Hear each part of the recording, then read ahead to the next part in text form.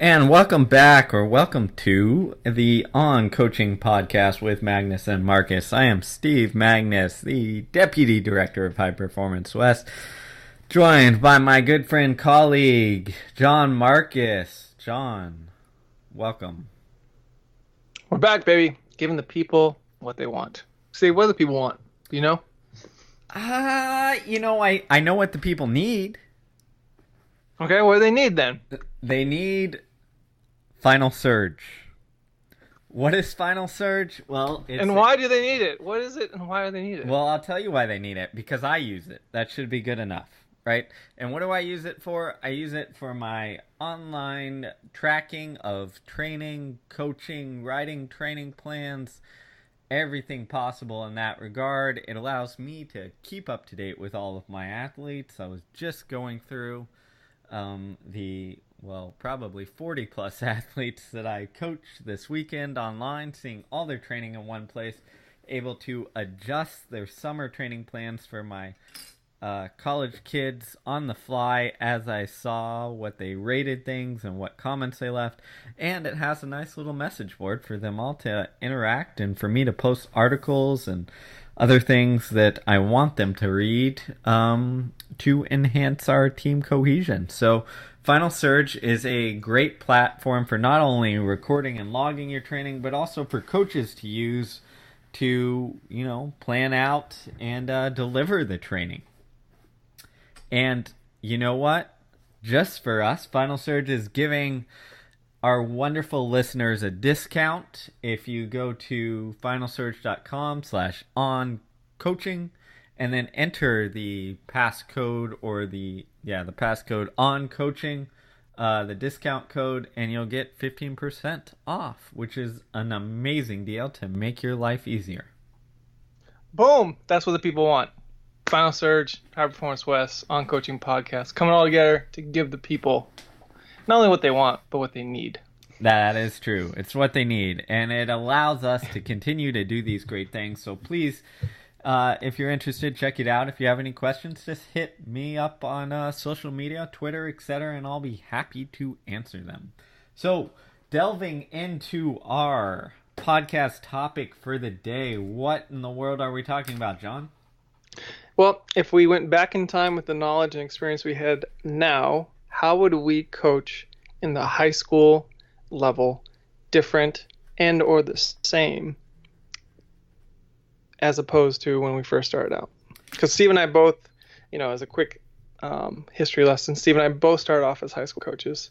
And I think that's where the most important work is being done in the coaching field in America today, because that is where you capture the hearts and minds of young athletes and individuals and make them lifelong fans of the sport, lifelong participants of the sport, and potentially the next, champion at the SA, world, national, or Olympic levels. So the high school coach's job, to me, I've always felt is the most important, and I've always, had a siren's call luring me back. I just haven't, taken the advantage of that or taken the siren up on her offer, so to speak. But I was thinking about this the other day, is if Steve and I, I'm actually curious to hear Steve's thoughts too. If we went back to that level and coach now, having gone through the college, post-collegiate levels of coaching, what might we do different, and what principles or what things will we stick to? So that's kind of the very broad, sweeping topic for today's podcast. I would change absolutely nothing. We are now done with the podcast. Shortest podcast ever.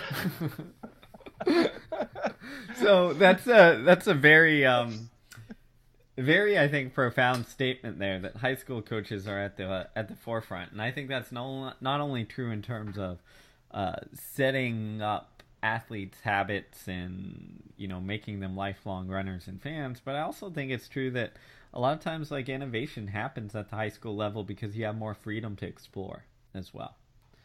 And sometimes out of necessity. Yes. I mean, a lot of my problem solving when I was a high school coach was simply due to lack of facilities. We either lacked a all-purpose track, we lacked a functional weight room.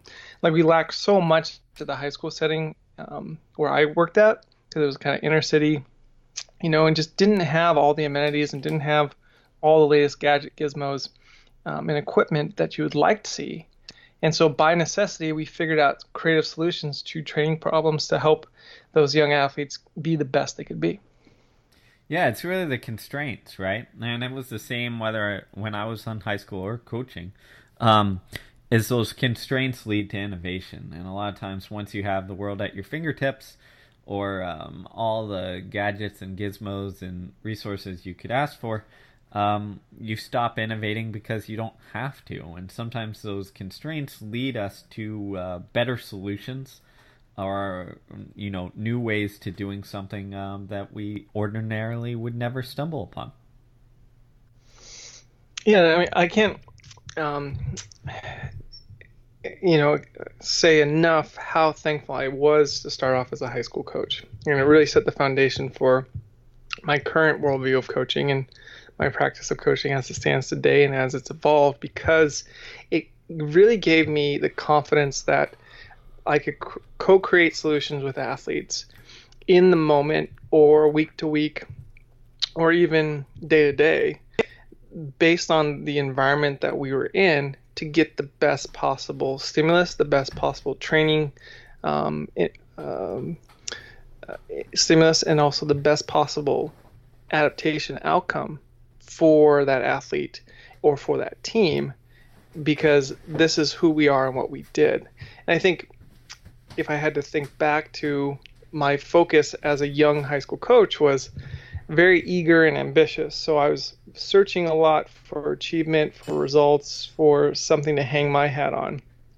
And, I probably did a little bit of a disservice to the athletes I work with being too, result or too contest oriented rather than being culturally attuned or process attuned comparative to where I am today. Because, you want these athletes to achieve because you can feel like, oh man, there's a lot on the line. Like for them, there's potential scholarships or getting on college teams or getting into colleges, with athletics as an avenue for them to stand out. And so, you kind of can push relentlessly, or you're in a program that has a culture and a tradition of success or victories or what have you, and you want to continue to that trend. But I think if I had to go back and start coaching today, I'd step back and the first thing I would do would be address the culture that I would be operating in or coming into. And instead of creating slick little mantras or mission statements, instead create pillars or principles as our guiding ethos and use those things to help color decision making, whether it's decision making from a competitive or health and well-being standpoint of the athlete, all the way throughout a season and or throughout a year. So that's really the most important thing. I think pillars or principles. There's a great book by Ray Diallo of I forget what's the hedge fund's name, but one of the most successful hedge funds in the world, and he talks really a lot about Bridgewater. Thank you, Steve. Yep. And Ray talks a lot about principles and curating them, crafting them, and defining them, because principles are what's going to guide you, because they're what you come back to in the space you come to make decisions in hard times. And you're never going to not run into hard times. You're never going to escape chaos. You're never going to, not deal with failure and defeat. So what's going to help you be resilient and springboard from that? It's the principles that you craft and create. And I think any team, whether it's a high school team, a college team, or even a cohort of post-collegiates or professionals that are really successful year in and year out, typically have very strong principles that everyone's bought into and everyone understands. Yeah. I think that when you're first getting into coaching, you almost discount that stuff because it's the soft stuff. So there's no accounting of it. I mean, that's the hardest part, right? Training plans are easy, mileages are easy, holding a stopwatch, recording splits is easy because you can account. There's precision. Principles, unfortunately, it lacks that precision. I think that turns us away because it's scary, because you don't know if there's a exactly right or wrong answer. You can't, create that definitive outlook that you can with the hard calculus of numbers. Yeah, exactly. And I think when you're young and as a coach, you tend towards the definitive, right? You tend towards the measurable. So, similar, if I was to look back, uh, I think our culture in those years that I helped out in high school was really good, but I think it happened almost by happenstance, right? It almost happened by like, hey, I was still training, I was still running, I'm still putting in a lot of work, like I'm going to be motivated for you guys, and like you get the top couple athletes hooked up, and then it just kind of takes care of itself almost. And that was like the process behind it, and it we almost like lucked into it, right? Um, and I think if I was to go back and look at it, I think it's different when you're creating a culture when you're kind of part of it in the sense that you can still train and run with them and influence them on that way versus when you're on the outside looking in and have a more distant connection to those athletes and all that kind of stuff. Because when I started high school coaching, I was like 22 years old, right? So yeah, well, there's a big difference too between being an assistant coach and then being a director or a head coach. Like there's a lot of different concerns there as well. Yeah, exactly. 100%. So I think that's almost the lesson of all coaching though, as you get into it, is like the things that you thought mattered the most at the time, which was the obsession over the details of the training plan.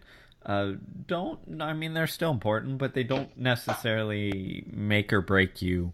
They're not necessarily the most important in the global picture of things, No, like, I mean, there's so many different ways to train. There's so many different methods. Like you can, have these different foundations or these methodologies you favor, and you see them all be successful at every level, year in and year out to this date, right? So you can't say I have the best workouts. That's pure hubris. But I think there's certain cultural elements that are consistent across any championship organization or team.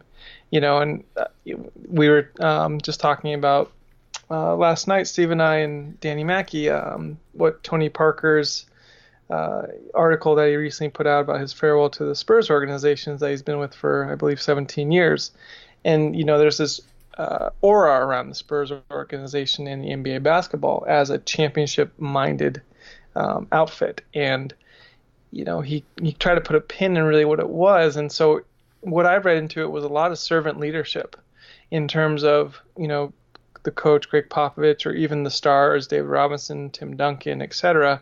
They were servant leaders. And what servant leadership means is that you don't lead from the front with a look at me, ego, how many likes did I get, but you lead in the middle, you lead with side by side with people. So what that means is you're just as coachable as anyone on the team. You're willing, those stars or those leaders are willing to take critique and feedback to help their game get better. And as a coach, same deal. But you're also consistent. You're steady, you're disciplined.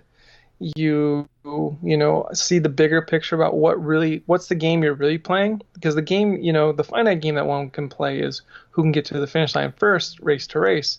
But the infinite game, the bigger game that we're playing, is the game of achievement, the game of camaraderie, the game of building up young men and women's self-esteem. Those things really matter a lot more at the high school level now that I have some experience and perspective than I gave credit to when I was younger as well, because I was so much achievement based. So I think, if that Tony Parker, art reflection really stuck a pin in anything, was that there was this sense of equality in that not everyone was just inherently equal and, that no one was better or worse than anyone. No, there was definitely a hierarchy of skill and talent, but the equality was equality of purpose. Why are we all here? What are we co-creating together as an organization? And that was always clear and top of mind.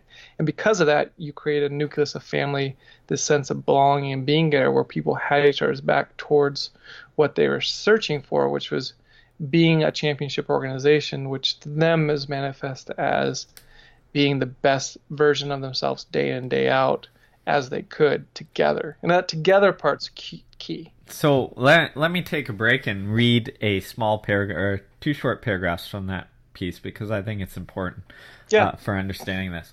So again, this is Tony Parker piece. We'll put the link in the show notes on highperformanceplus.com. Here it is, and I quote, "Because here's the thing with Tim Duncan. Was he the greatest player of all time? I don't know. He's the greatest player I ever played with. I'll say that, and I'll let the experts take it from there. But here's one thing I'll tell you absolutely. Timmy was the most coachable great player of all time. That was always our secret weapon to me. You see this all-world player, this all-NBA first team, MVP of the finals, about to be MVP of the league guy, and here he is in practice, willing to be coached like he's fighting for a spot on the team. It was unreal. And if you think that's too passive for a star player to be, well, then you're not thinking it through on Tim's level. Because Tim knew the truth, which was that to let himself be coached in this way, that's true charisma and that's true swagger. It's like he was challenging everyone else in our gym. The best player in the entire league is willing to put his ego aside for the good of the team. Are you?" And I think, again, I suggest reading the whole thing, but I think that kind of sums up or gives a great picture of the culture in terms of the way the Spurs, developed it.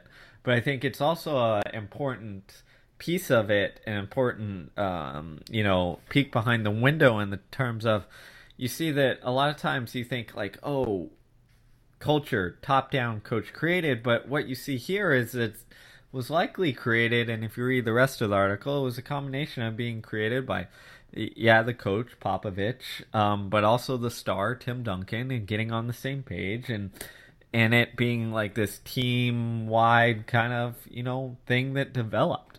And I think that's why they were able to bring so many different people into the culture and kind of ingratiate them into it, because they set this among various levels. And I think if you look at going back to high school coaching and we're talking about creating culture, I think that is the key right there. Is it's not something that I come in and say, hey, here are the principles we stand for. Here are the rules we have. Here's what we value. If you just dictate it from the top, and then the athletes have no ownership in that, then you're not creating culture. You're trying to dictate laws or rules, right? Mm-hmm. Yeah, it becomes a police state. Yes, exactly. And if that happens, then everything that is good with culture doesn't come with it, right? Because then the decision making is different. Then the motivation is different, because they're not doing it because it's something that they choose or want to or have decided they have value in. Something coming from this police state, dictatorship coming down with it. And I think that's culture is best when people screw up. It's best expressed when people screw up or fail, right? Because you as a coach can then, take Timmy or Susan into the office or aside and say, hey, did you feel like what you said or what you did or how you acted, did you feel like that was aligned with, the principles that we're trying to express here? And then they can answer yes or no. And then you can say, look, you're not in trouble, but what we're trying to do is teach you and create an environment to express these principles and those actions and those behaviors, whatever they are, whether it's, saying curse words or calling, teammates, bad names or acting out in school, whatever it is, it's always a teachable moment. And that's the beautiful thing about culture at the high school level is, coaches are teachers, and you can teach through these moments of error, the principles and guiding elements that you want to infuse these young athletes with, because they're going to mess it up. There's no get it right the first time situation here. It's over and over and over again. Just call them out and just be like, hey, is that aligned with what we're trying to, teach and express here? And then they can say yes or no. And they know, they're smart. High school kids are real smart. But I think you have to call it out when it happens and when the error happens, because that's going to create and reaffirm that you're, one, as a high school coach, aware, seeing them, witnessing it, paying attention to it, and then two, not getting upset and being a police officer about it, but calling it out and asking them the question if this is what aligns or not. Yeah, exactly. I mean, and those are the things that like you learn as a coach as you've spent more time and more experience, right? It's learning how to deal with these things and learning how to interact with other people and how it portrays on the team, right? If you look at if you look at my own coaching background, like there's been times when I've punished people, there's been times when I've semi ignored things and let it wash over, and every time that happens, like you learn how a team reacts, and I think that's an incredibly valuable lesson too as a coach. Is you're not the creator of the culture. You're this guy trying to gently nudge and guide it in the right directions, right? And everything you do, every message you send, everything you do is a message that athletes receive saying like, oh, okay, this is acceptable in our culture. Like, this is frowned upon. This is a good behavior. This is a poor behavior. And I think you just have to be aware of that, especially at the high school age, where it's like that. To give one more example, I was talking to my good friend and co-author of the book Peak Performance, Brad Stolberg, and we were talking about raising a kid, and he was like, "Yeah, it's crazy. You have to realize that your kid is watching you, and everything you do is a message of what's acceptable to that kid." Right? So if you're sitting there at dinner and you get bored and you pick up your phone and are staring at your phone while you're at dinner, like the kid picks that message up and was like, oh, like dad is doing this. This is acceptable, And well, all you're doing is mindlessly distracting yourself for some reason, and maybe you're just, drawn to the phone and don't even think about it. But it's a message of acceptability, so you're like crafting that of that almost home culture without even thinking about it. Yeah, it can seem overwhelming sometimes, but as long as you're aware of it, that's the critical thing, right? Just being aware of it, understanding how you choose to be in the world is communicating the culture that you're contributing to, whether it be at a micro level within your family unit or at a meso level, maybe in your team or your organization, or even at a macro level to the world, right? How you elect to be in the world contributes to the culture. And to that effect, one thing that I would also change too, if I went back to high school coaching, is I wouldn't talk about winning. I wouldn't have any emphasis on winning. It wouldn't be about winning, because it creates this, again, binary, you win is good, you don't win is bad outlook. And that's not the case. I'd actually be more focused on speaking to competition and being competitive and leaning in towards the competitive moment versus worrying about the accolades, worrying about whether someone qualifies to stay. Those are all really big and important things, and people have worked hard and they've done all this, but it's more about the competitive moment. So ripening and shaping athletes to be excited for the competitive moment, not to shy away from the competitive moment, and two, to get them to a space to recognize when the competitive moment is happening in a race, and then being conscious enough to stay on task and then make good decisions that allow them to explore the competitive moment. And that, as a coach, you can give permission. You can set the athletes up, say, look, when the competitive moment happens, let's explore it and let's see what you can do. And maybe you beat that person, maybe you don't, but you never know if you try. That's where that comes from. But if it's just all solely about the wins and the losses, I think you're going to do a disservice to that athlete and the entire culture, because you're saying this is what matters is beating this team, getting to state, and that's all your value is as an individual, and that's the only reason you're here is to contribute to that, versus saying, no, the reason we're here is so we can create an environment that affords you through racing to explore the competitive moment and see what you got. Yeah, it's interesting. When we look at high school kids, it's almost like we're ingraining patterns, right? We're getting them or moving them towards patterns and habits of thought. And having coached at the college level for a number of years, and then having inherited post-collegiate professional athletes as well, I think it's interesting because we deal with, when you're at the college or post-collegiate level, you deal with ingrained habits of athletes, right? And this could be on a micro level in terms of like they're used to a certain warm up and all this stuff, or it could be in terms of what their motivation is for competing. And, I've had athletes who have come in who are solely motivated, by external things in terms of like rewards and, and making sure they place high and get this accolade and that. And that doesn't appear out of thin air. And it could be their high school coach, it could be their parent, but someone has helped ingrain this pattern that this is valuable and this is what you should be going after. And I think when you're looking at high school athletes, especially in cross country and track, is that a lot of times is their first exposure to the sport, right? Not many people run cross country before they get to high school, or if they do, it's like some minuscule junior high program.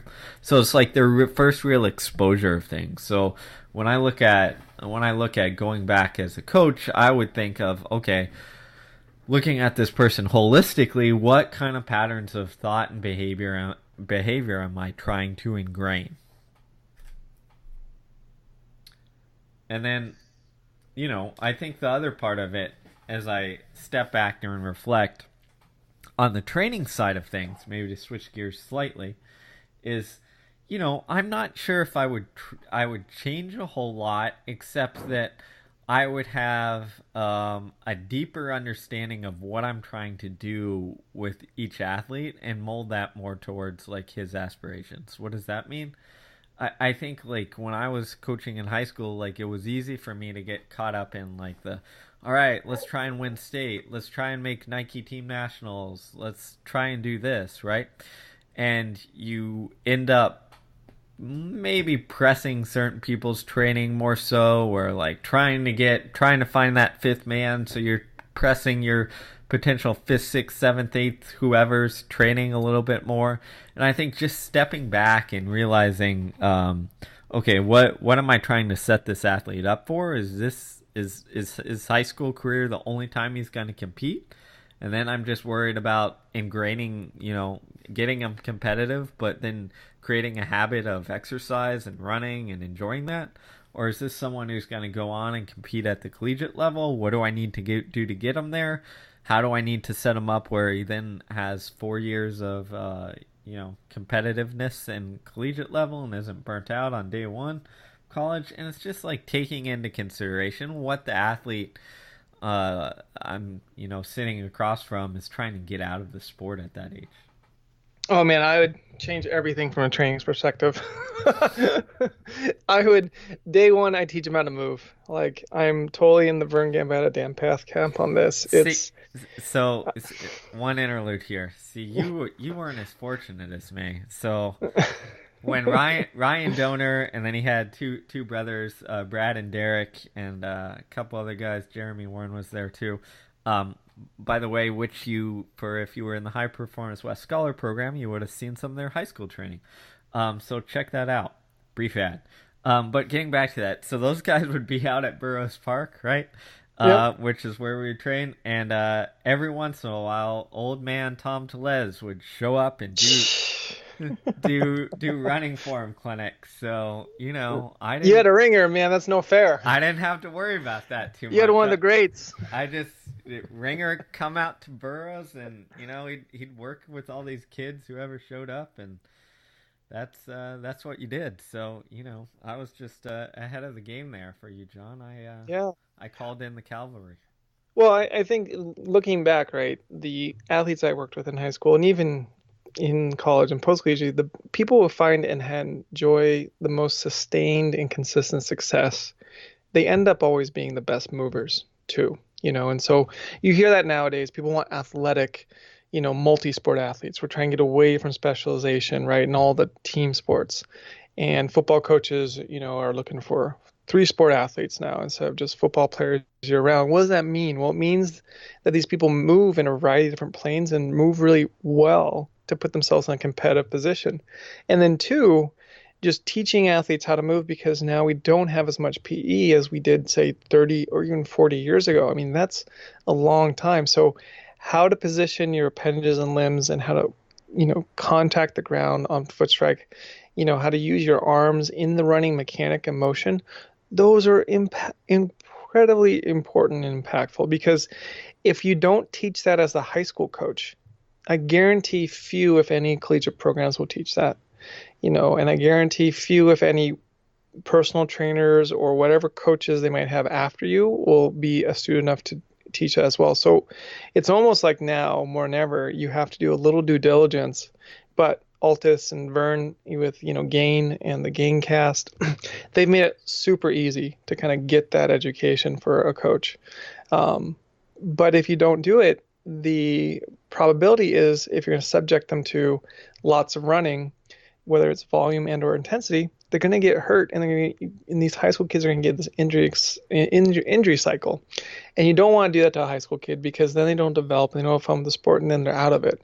But yeah, I would worry more so about, like, say, my freshmen or any newcomers, even my JV athletes. Teach them how to move. Maybe it's a week, maybe it's a month, maybe it's a year, but teach them and just put them in environments, not just drill them statically, but put them in learn by doing situations where they're learning how to move their appendages to create force, to create balance, to create stabilization, to create power.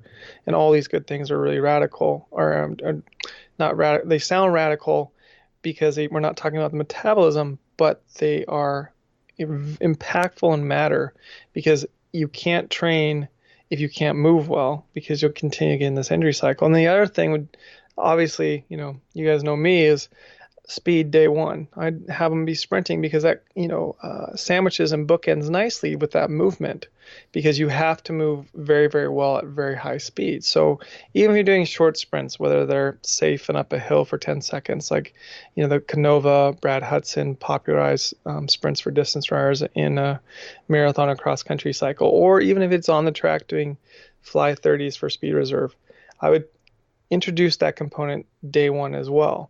Those are things that, because I didn't have the education, because I didn't have the exposure and the comfortableness with them, I just ignored.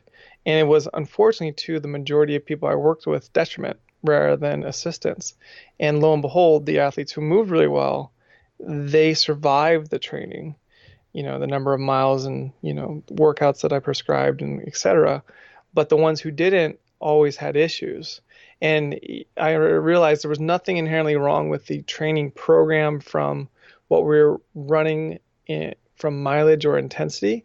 What was inherently the issue was the lack of movement quality some of these athletes came to practice or came to the team with, and that I, unfortunately, was not educated enough at the time to deal with appropriately to help enhance them. And that, I think, is, whether it's you or you find your ringer, like a Tom Telez type, like, that's super critical. Those are fundamentally the two things I'd change. There you go, man. We were lucky in, again, constraints. We had one park with one hill that was just long enough to sprint up of. So we did short hill sprints all the time in high school. Probably so much that our kids got bored of it to death. But again, there's a great example of constraints lead you to do things, right? Yeah, from the other training standpoint, I think the one thing that I would change slightly is we had this 10-mile course that was through, again, kind of rolling hills for us in the Houston world. And it would turn into just kind of 10 miles as fast as you can go, right? Mm-hmm. And it was just like a historical thing that, the program had done for decades. I did it, or for years I did it as an athlete and ran like 54 minutes for 10 miles in high school on it. Might have been a little faster, I don't remember. But it was like a rite of passage, and like everyone would try and do it, including the JV kids and all that stuff. And what happened is it was great for that toughness, but it also like taught people how to blow up and not enjoy things a little bit, because 10 miles is a long way to suffer. So I think I would modify, again, looking at like the intensities and volumes of work a little bit. I think I would modify the volume of training of doing some of that more intense stuff, except for maybe like the top end athletes. That's a good point. The other thing I would also do, now that you're talking, Steve, is I actually would try to recruit more. Go through the high school. Even if you're not coaching or teaching in the high school, but you're coaching, like being a little bit more present in the day to day if you can, or at least sometime during the school day.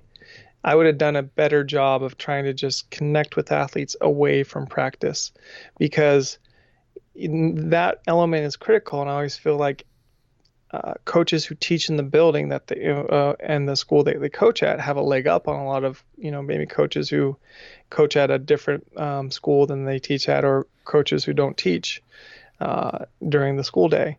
So finding some way to like recruit, and not recruit to get the best talent, but recruit to give people exposure, recruit to give people an opportunity, recruit to see what someone's heart and mind can be captured with from sport.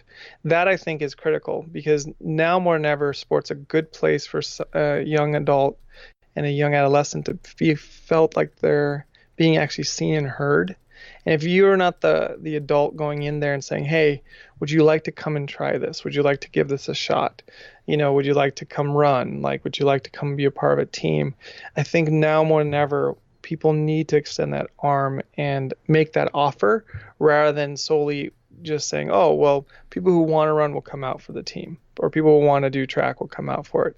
And I think that is super critical, because we never know what type of athlete is walking the halls. And I've seen it so many times with friends of mine who still coach at high school level today. They're like, oh yeah, this guy came out senior year just because he wanted to do track, and he ended up being top 3 at state in this one event off of one season, right? Because these kids are walking around and they haven't been given the permission by an adult to explore this sport and opportunity, and that's all they're really seeking, is that permission, that invitation. So that, to me, that recruitment part, I would try to do a lot better job of that throughout the entirety of the year as a high school coach, because I feel like it's so vital to be able to make that offer and give that gift to a young male or female about being a part of the team sport of track and field and cross country that is in the high school setting, but also having that individual ownership that those sports demand as well. Yeah, that's a really good point in that sense, is that I think a lot of times, and this definitely happens at the college level, is that we take it for granted that someone at one time will have tried our sport and we know who the good people are, right? And every once in a while, especially even at the later rounds, you get a late bloomer who shows up, tries something, and finds out they're good at it. And I think that's even more so at the high school level, obviously, when they're young, is you don't know the potential of people. So I think it's like almost a numbers game of get as many people out as you can in terms of recruiting. Like give them a possibility to see where they're at. And that's what great traditional high school programs like York High School, for instance, or the Woodlands High School in Texas have succeeded and done really well, is they've given athletes an opportunity, or they've given kids an opportunity to explore running and see if they're good or not. And a lot of times out of that, like you get someone who finds out they're really good who never ever ran before. Yeah, and even if they're not really good, maybe you create a lifelong runner, or you Yeah. create a lifelong fan of the sport too. I think in this day and age where we talk about the health of the professional sport of track and field and running, we need to continue to build up the high school ranks, because those are people who are familiar with it, who are going to be fans, who are going to introduce their children and hopefully their children's children to the sport. So, I always tell people, you never know what athlete or what connection you might make that might lead to something even better. Quick example is Rob Connor, famously recruits very little international athletes and very little African athletes. I think he's had 3 Kenyans at UP in the 25 years he's been there. And the first one he recruited to University of Portland was just a total duck. Just, thought he was getting an athlete that was going to be ready to compete at the collegiate level, at the NCAA level, be like top 10 in NCAA. And just the guy was whatever, for whatever reason, it just didn't work out. And he really wasn't that good of a runner, but amazing human being. However, he then referred Alfred Kipchumba, who ended up being one of the best distance runners at University Point I ever saw in the early of all time, and who came through in the early 2010s to UP. And without that connection prior, you don't know if Alf would have made it to the Bluff and been a pilot. So that's what I'm saying when you go out and recruit, because you never know what the echo effect will be. And it's really important because sometimes we can't track that in a season or even a couple of seasons, but it has to be maybe a decade or 2 decades. And that's one of my favorite quotes is from a coach, who was asked by a reporter one day of saying, what's the impact you think you'll have on these athletes? And the reporter was asking for that season, and the coach replied, though, well, get back to me in 20 years and we'll see. And that's really what it comes down to, especially at the high school level, is the important work being done by men and women every day as high school coaches. Sometimes we don't see the fruit of that labor at all. But I was running the other day in the forest up here in Forest Park in Portland, and I ran into an athlete I worked with in high school, and it must have been long over 10 years since I worked with this athletes. And you know what? She was still out there running. She was like, oh yeah, it's great. I run like half marathons now and marathons, and you just really taught me how to love, running and the sport. And the irony was, this was a young woman who was like viewed herself as a long jumper, sprinter. 400 meter was like the longest, and I got her to do like 1/800, and she hated it, but she was pretty good at it. But she was like, no, I'm a sprinter. But for whatever reason, that stuck in her mind that she could kind of be good at a distance event. And now recreationally, as a young adult, she's electing on her own to train for and run half marathons and marathons. And I was just like, that's awesome. I was like, you are awesome. And it's tough because we can't see that for so long as a high school coach, but it happens. And anyone who's coached high school long enough has seen it happen. And I think that's the currency we all traffic in, is that lifelong enthusiasm and identification as a athlete or as a runner, and why we do, or why high school coaches do the work they do at the level they do, despite the lack of immediate rewards, because the long-term rewards are far greater. Yeah, and it's cliche to say that in the sense that like, oh, come back to me in 20 years, but it's so true, right? I mean, this weekend I'm having dinner with 2 kids I coached in high school, one of which I haven't seen in a while, and that's the kind of bond, or the one kind of creation you want to make, is that, again, you're ingraining good habits and patterns, and if you can turn someone into having putting an importance of running or health or lifestyle into their life as they grow old and get and develop, it's huge, right? Because then you're impacting them for a lifetime, and it's not just for these 4 years or a couple of years during high school. So I think that's, again, just kind of refocusing the goal a little bit. And it's not to say that shooting for state titles or whatever have you isn't a worthy goal. It teaches a lot of things, but you do that in a way that is similar to what we talked about earlier, is creating a culture that values competing. And then I think a lot of times the rest takes care of itself. And yeah, I think that's important. I think if I went back to training for one last thing in terms of what I would look at, is I think at the time, in the high school schedule, you raced a lot. And I'm not sure you could do anything about that without changing the dynamics of racing, but or the powers to be at the state, at the state level. But I think, like, at the time, I almost saw that as a negative, in the sense that, oh, we race all the time, like, this takes away from training. How are we going to fit in this, and this? Mm-hmm. And now I think I would see it as an opportunity to, like, hone the skill of racing, right? Oh yeah, huge. Yeah, I'm in the same camp with you as well. Like that old, oh, we over race. We race so much in high school. No. You remember, we learn best by doing. And so if you get to go to competitions and meets with frequency, you can learn more. And that's the whole point of the exercise. Yeah, exactly. And I think the other part of it is put your athletes in different positions in racing. That's something that I definitely do differently. We've talked about before how when when you have an athlete who comes to you from high school who is always used to leading races, a lot of times they struggle in college because all they have tactics wise in their back pocket is one tactic, leading the race, right?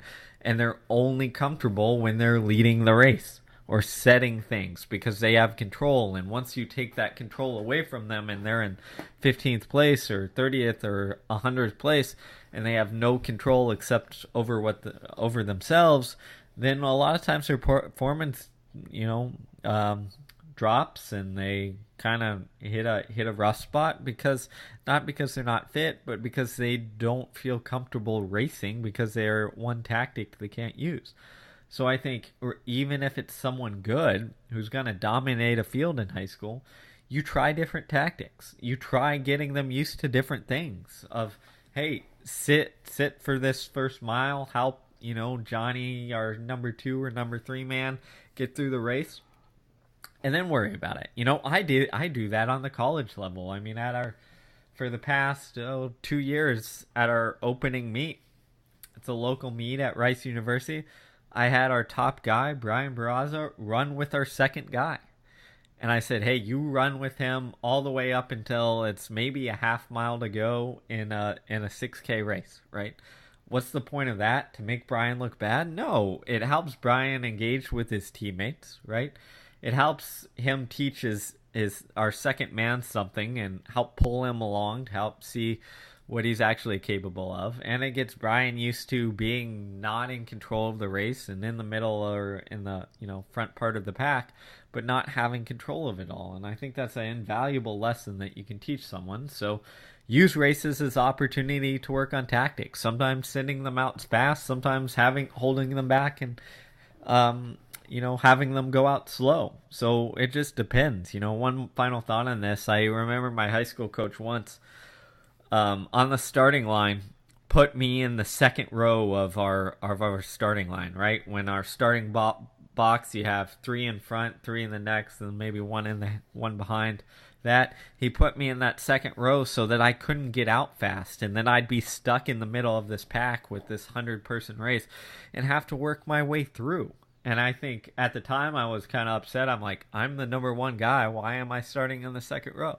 But it taught me a lot of things, and it taught me how not to panic. And it just so happened that later in that year, at our regional championship, standing on the starting line, our number 2 man, the gun goes off, the starting line is muddy, he falls and slips, takes me down with him, and all of a sudden, we're not starting in the middle, we're starting at the very back of the regional championship to qualify for us to state. Yeah. And the only way we made that, I remember thinking during that, the way I made it through is I was like, all right, I've been here before. I just got to slowly work through this. Like, I got to work up. And, it's one of those things where if I didn't have that experience, I probably would have freaked out even more and been like, holy crap, we're not going to make it to state. Holy crap, like I'm supposed to be, one of the top guys in state. I'm not going to make it. Our teams, we're going to let them down, etc. Spiral and it be a horrible performance. Well, this is a common pitfall too. I remember being so obsessed with this idea of improvement as a high school coach early in my career, and now I'd go back and I'd work exactly on what your coach worked on there with you, Steve, which is development. And what's the difference between improvement and development? Improvement is being obsessed with, did I PR? Did I get faster? Did I keep my status? Or did the high school athlete, did they keep their status every single race? And that's really easy to slip into, is like, did we get faster every race? Or did we place high every race? And then you become very shallow and very result oriented and success oriented solely. And so, yeah, you do get those kids that then matriculate to college, and because they're used to being in the front and winning all the time, and now they're in 60th and duking it out as hard as they can, and 4th woman on the team, they just don't know how to cope. And if you do them a disservice by being solely improvement oriented, there's going to be a lot of dark times and tough times down the road. But if you instead reframe it as development oriented, then yes, you can see improvement along the path and along the way. But just because you didn't run a PR this race compared to last race, or you didn't place in this, the podium at this very difficult invitational as compared to the easy dual meet, means that it's okay as long as, again, coming back to being competitive focused and leaning into competition, that you were aware of and expressed the most competitive incarnation you could of your ability that day in that moment when things got tough. And it's tough to get people to buy into it because, again, the improvement has a very precise mathematics to it. You got faster, you PR'd. Congrats. It's the best you've ever done this. But development means maybe some adversity, unplanned adversity happens. You made a decision in the moment and coped and created a solution that led you to the outcome you had. But it's that decision, and that's what you as a high school coach and what I would do is champion the decision making, champion competitive decision making when I saw it or when it happened. And I'll never forget this year, just, again, hearing that debrief with Andy Truard and Mike Smith at Peyton Jordan after Truard ran the NCAA leading 5K time of 13:20. Mike's first question was, take me through the decisions you made. That was it. Not good job, not, oh man, you ran really fast, oh, you're leading the NCAA time, now is all I was expecting. No, take me through the decisions, because that's really what we're trying to set the athletes up to do come race day, because we don't get timeouts, right, in track and cross country. So we have to build up the decision profile and decision capacity of every athlete as best we can by championing when they do make good decisions, and then by debriefing and giving them pointers, but not berating them or chastising them when maybe they don't make as effective decisions. Because again, at the high school level, first and foremost, we should and are there to teach. And teaching happens, the teachable moment often happens when mistakes are made, not when the paper's turned in and it's perfect. Yeah, and when you look at training or coaching from a decision-making standpoint, I think it clears things up because, again, we talked about ingraining habits, and all that really is looking at that decision-making process and like ingraining good decisions or learning from decisions that didn't work out. And what happens is if we don't have any decisions that don't work out, right, or we aren't exposed to them, then like we never create those learning opportunities. And I think if you look at what we were talking about earlier in terms of, oh, well, the biggest thing for a high school kid is to create status and perform well and win as many things as you can, then what happens is like you've eliminated a lot of the decision-making opportunities from his from his plate, right? Because he only has to deal with situations which are relatively certain, right? Am I going to win this, regional or this county race? All right, there's no competition. Yes. So I think changing that dynamic a little bit helps athletes not only in their life, but also at the next level. Because if I was to look at it from a college coach and look back, okay, what is important when these athletes step into my office as freshmen and I'm trying to mold and guide them to achieve their goals, I think it's that factor right there is the decision-making process, and then also being able to deal with like failure and success. The one other thing that I'd point out as a college coach is I'd also, try and make sure that the athletes were as coachable as possible. What does that mean? A lot of times when you have a really good athlete and they've had success with their high school coach or they come from a good program, sometimes it's natural tendency, it's their first coach, they just think that like this is the only way to do it, right? And then they come to college and sometimes it's done a little bit differently. And sometimes they come join us for post-collegiates and it's done a little bit differently, right? And it's not necessary that different is bad, but sometimes athletes hold themselves back because they think they found the holy grail of training methods in high school, and this is why they're fast, and they need to continue to be this. So it dampens down their coachability, and that ties back to that Tony Parker Spurs article that we mentioned at the top of this podcast. But if you can create athletes who are or you can help mold athletes into being extremely coachable, regardless, then I think that benefits them for the long term. I think just touching on that on quick tangent on coachability, what I've noticed a lot of that coachability or lack of coachability comes from insecurity. The more insecure a person is, or more insecure an athlete is, and even sometimes the more insecure coaches, the less coachable, the less apt they are to feedback or critique or awareness about a potentially a more potent way or manner to conduct themselves, and also to build themselves up. And that, I see that a lot with post-collegiate athletes I work with now. They'll have success. They'll come here and I'll be like, okay, hey, that's great that you worried about mileage and tempo runs in college. You're not fast. You don't run well. You don't move well. You're good. You had success in college. But at this level, to play the game at the level you want, we need to shore up those liabilities. We need to address these energy leaks. And it seems very counterintuitive. And even as a distance coach myself, by necessity, I had to get an education in this to be able to create a space for these athletes to be competitive at this level, because they could run all the mileage and tempo runs they want in the world, and they can get their metabolism, and blood work just so. But if fundamentally they can't sprint, if fundamentally they can't move well, it's going to eventually be a dead end.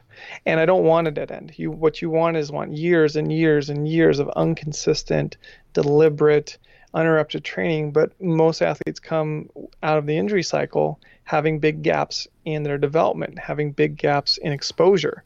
So we have to then, by necessity, go back and work on these very rudimentary things. It's not bad, but few want to do it. And I'm sure it's very difficult for some athletes to hear this, and it's also very difficult for me because, I don't want to sell them a bridge or put them in a situation where they're not going to actually have the skill set to be competitive at the level they want to be.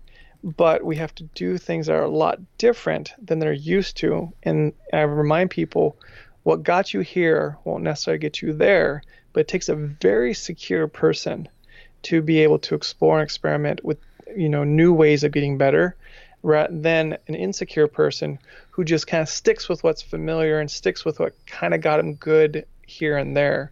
And that's where coachability is key. And so the best thing a high school coach can do is create a degree of security about the team environment and also the relationship environment that you have with the athlete, to say, look, you won't be penalized for taking risks. You won't be penalized for doing your best. You won't be penalized for not finishing at this level. You won't be penalized for not always running your fastest at every single race, every single season, and every single meet.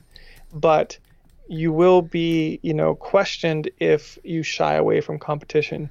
You will be, there will be a dialogue if you conduct yourself, in a manner that's not aligned with the principles we've set forth. And so creating that language around that culture, that's really important, because then you create a very coachable cohort of not only athletes, but also assistant coaches, volunteers, parents, etc. And getting all those stakeholders together and on the same page is very valuable to helping shepherd everyone to their highest height. Yeah, absolutely. I think that's a great point. And also, it's probably a good message to probably end on in terms of high school coaching. And if I was to reflect back on it, it's interesting looking and being out of it for 10 years now or so, something like that. Man, we're getting old. But being out of it for that long and seeing it through different lenses, I think that's the important part, is what do you see your job as a high school coach? And that kind of guides things, right? Is your job trying to, get these people to run as fast as they can by the time they're 18? Is your job to win as many state titles as, humanly possible? Or is your job to develop people and to ingrain good habits and patterns of behaviors and set them up so that from 20 years from now that, if they still enjoy running or exercise or all that good stuff and they're carrying those lessons home, then that kind of whatever that however you see it kind of guides what you tend to do, right? And that's no different than what you mentioned at the top in terms of the book Principles. Is that's the whole reason that Ray Dalio wrote that, is to give them those guiding principles which govern the decision makings during his investments, right? And I think as high school coaches, our guiding principles, should be there to guide our decision making. And my guiding principles now would be slightly different than they were 10 years ago. I would focus less on winning, more on teaching how to race, how to compete, more on ingraining like the habit of running and the enjoyment of running and why it should be a lifelong thing. I would try and incorporate more lessons into things. I would give them more ability to, as John said, move better. Why? Because that doesn't only help them in terms of running, but that helps them in all of sport and all of life, quite frankly. So it's like you're setting your athletes up to succeed and giving them as many avenues and routes to do so, instead of locking in on, my goal is to have you be the fastest person that you can be, and like once you step away from it, then like that's the only skill you've learned, is how to be fast or how to lead races or whatever other singular skill you've done. I think as a high school coach, you go for that breadth and depth of skills that you're trying to develop. Amen to that. Amen to that. I think that's a great place to end on, Steve. Appreciate it. Sweet. Well, I hope you guys enjoyed this throwback for us, our recollection and remembrances of our early days in coaching. And I think one other point to make on there is that I think that a lot of times we get in this habit of thinking, oh, high school coach is the lowest, and then college coach, and then professional coach. And it's always good to reinforce that coaching is coaching, and there's many things that a lot of high school coaches throughout this country do way better than I could ever do, right? And and same with college, same with pro, and it's not really about what level of athlete you're working with. Some of the best coaches I've ever talked to have one is actually a elementary school PE teacher, right? So I think it's just important to realize that you're coaching people, and yes, the demands change a little bit, but it's not like the people on top hold some magic secret. I think a lot of times, as we mentioned at the beginning, high school coaches sometimes are the ones innovating and pushing that innovation more so than those at the top of the sport. Well, and I'm going to say the top by working with the fastest in athletes. Because again, just because you work with or don't work with the fastest athlete does not mean it doesn't put a value on your coaching ability. Because I know a lot of coaches who work with very fast athletes who are very fast before them and are very fast after them, and might not be that diligent of a coach. I know a lot of coaches who work with, not as many fast athletes and are amazing. But high school coaching always has been, always will be the bedrock of athletics in America, development of young men and women, shaping hearts and mind of sport and initiation, and then also participation in sport for a long, long, long time. It's why I've always considered every year going back to the high school ranks, because it's where the most important work is being done and the most vital work is being done. Because without that foundation and without that orientation that high school coaches afford, we wouldn't have a sport at the competitive repute we do at the collegiate level and post-collegiate level. So just as a thank you to everyone for the work you do who are currently in the high school field and level, and everyone who's been there, and anyone considering going back, like, it's a great space to be in. There's a lot of challenges for sure, but that's the challenges is what makes the environment and makes the outcomes and makes what success you do enjoy all the more colorful and memorable. Amen. And if you're looking to make your life a little bit easier, don't forget to check out Final Search. So until next time, check us out on highperformancewest.com. A lot of cool things. Sign up for our newsletter there if you haven't yet. You'll get some cool stuff for this. And then also consider checking out our scholar programs and courses and all that good stuff. It supports what we do and supports everything surrounding us. So thanks a lot. everybody, for listening. Until next time.